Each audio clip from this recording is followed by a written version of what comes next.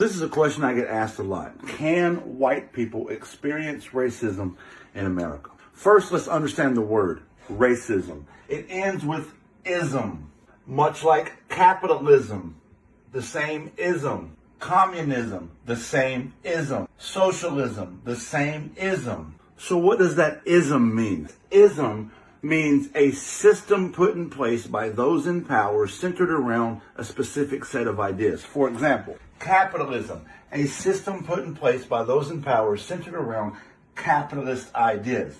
Communism is a system put in place by those in power centered around communist ideas. Socialism is a system put in place by those in power centered around socialist ideas. So what is racism?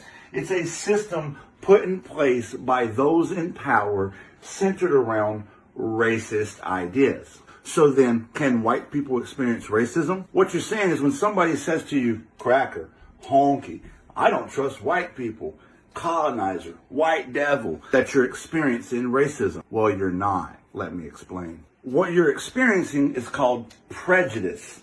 Prejudice is when someone has an idea about you based purely on the way you look. The reason that's not racism is this. The black community is incarcerated at a rate 3 times higher than white people for the same crime, are shot by the police at a rate 3 times higher than white people. A traditional black name on a resume will receive a callback 5 times less commonly than a traditional white name. White people are not victims of racial profiling, redlining, gentrification.